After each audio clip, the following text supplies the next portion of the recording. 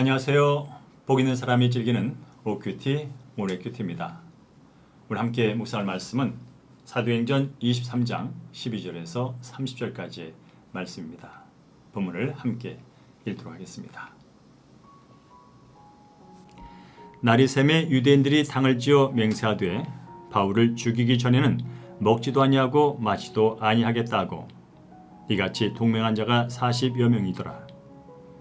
대제사장들과 장로들에게 가서 말하되 우리가 바울을 죽이기 전에는 아무것도 먹지 않기로 굳게 맹세하였으니 이제 너희는 그의 사실을 더 자세히 물어보려는 척하면서 공회와 함께 천부장에게 청하여 바울을 너희에게로 데리고 내려오게 하라. 우리는 그가 가까이 오기 전에 죽이기로 준비하였노라 하더니 바울의 생질이 그들이 매복하여 있다함을 듣고 와서 영내에 들어가 바울에게 알린지라. 바울이 한 백부장을 청하여 이르되 이 청년을 천부장이로 인도하라. 그에게 무슨 할 말이 있다니 천부장이로 데리고 가서 이르되 제수 바울이 나를 불러 이 청년이 당신께 할 말이 있다 하여 데리고 가기를 청하도이다 하매 천부장이 그의 손을 잡고 물러가서 조용히 묻되 내게 할 말이 무엇이냐. 대답하되 유대인들이 공모하기를 그들이 바울에 대하여 더 자세한 것을 묻기 위함이라 하고 내일 그를 데리고 공회로 내려오기를 당신께 청하자 하였으니 당신은 그들의 청함을 따르지 마옵소서.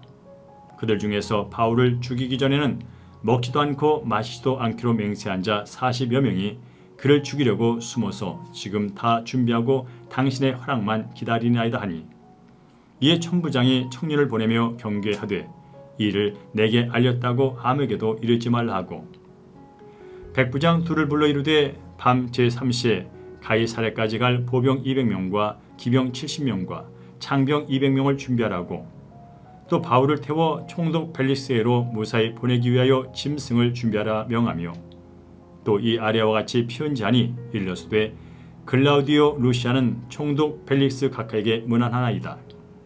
이 사람이 유대인들에게 잡혀 죽게 된 것을 내가 로마 사람인 줄을 들어 알고 군대를 거느리고 가서 고나에다가 유대인들이 무슨 일로 그를 고발하는지 알고자 하여 그들의 공회로 내려갔더니 고발하는 것이 그들의 율법의 문제에 관한 것뿐이요 한 가지도 죽이거나 결박할 사유가 없음을 발견하였나이다.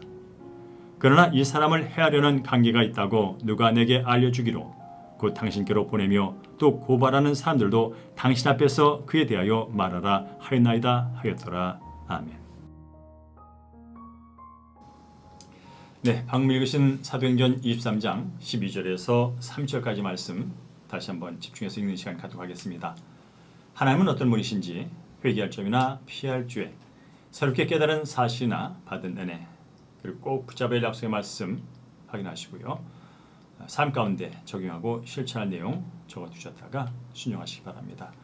자, 화면을 잠시 정지하시고요. 묵상이 끝난 후에 다시 시작하시면 되겠습니다.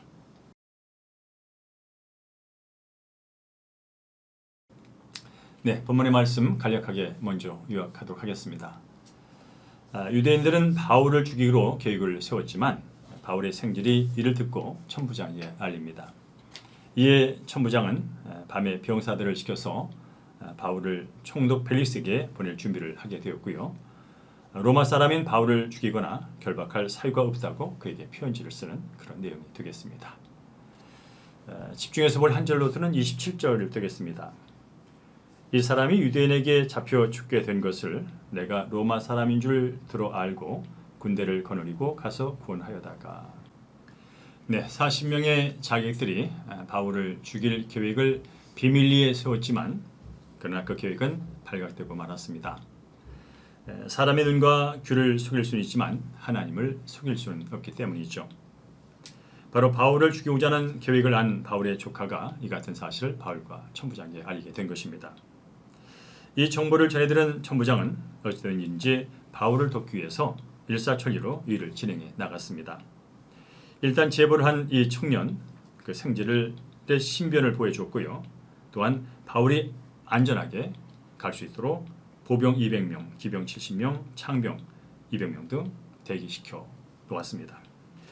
이처럼 천부장이 바울의 목숨을 보호하도록 조치를 취하는 데는 바로 보이지 않는 주님의 손길이 이하고 있음을 우리는 볼 수가 있습니다. 그렇습니다. 예수님은 바울을 철저하게 보호해 주셨습니다. 왜냐하면 바울의 사명이 더 남아있기 때문에 그렇죠. 로마서 8장은 이런 말씀을 우리에게 전해줍니다. 만일 하나님이 우리를 위하시면 누가 우리를 대적하리요? 우리가 알거니와 하나님을 사랑하는 자, 그의 뜻대로 부르심을 받은 자들에게는 모든 것이 합력하여 선을 이룬다고요. 자, 지금도 사탄과 어둠의 세력은 교회를 파괴하고 성도의 신앙을 흐트러뜨리고 또 전도와 선교를 막기 위해서 교묘한 방법으로 이렇게 저렇게 방해하고 있습니다. 세상의 빛과 소금인 교회가 이런 상황 속에서도 제자리를 지켜나갈 수 있기 위해서는 우리 목회자와 성도들 모두가 깨어서 하나님께 기도한 일이 기울된다고 생각합니다. 특별히 교회와 성도들이 주님 앞에서 건강하게 살아갈 때에 악한 세력은 자연히 힘을 잃게 될 것이고요. 더 나아가서 주님의 사역은 일어나게 되고 열매를 맺고 또 사회도 새롭게 변화되는 역사가 있게 될 줄로 믿습니다. 지금 이 시간도 하나님께서는 예상치 못한 손길을 통해서 우리 한 사람 한 사람을 보호하고 계시고 도와주시며 안전하게 이끌고 계신 줄로 믿습니다.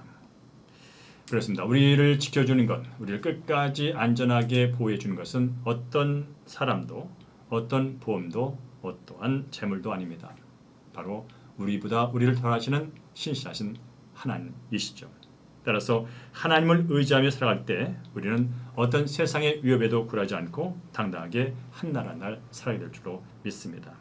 오늘도 하나님의 아름다운 도움의 손길을 기다리시면서 주어진 환경에서 주님을 바라보시고 승리하는 한날 되기를 주의 이름으로 간절히 축원합니다.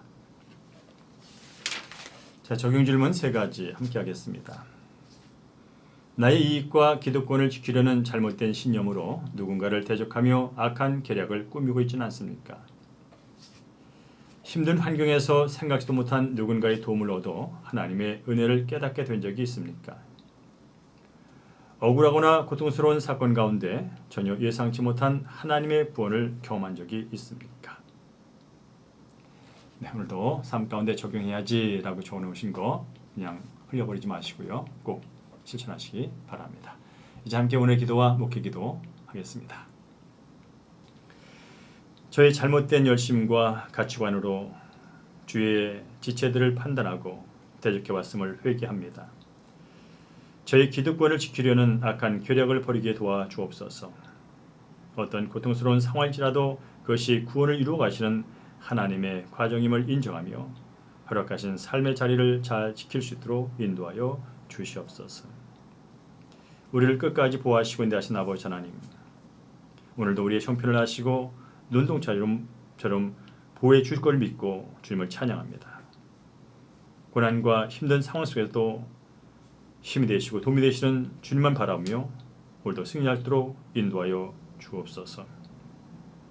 특별히 이 시간 여러 가지 삶의 어려운 문제를 만나고 방해를 만나고 장애를 만나서 힘들어하는 성도를 한 사람 한 사람을 찾아가 위로해 주시고 그들의 삶의 필요를 공급해 주시고 또 넘어지고 쓰러진 것 일으켜 주시며 새롭게 하여 주시옵소서.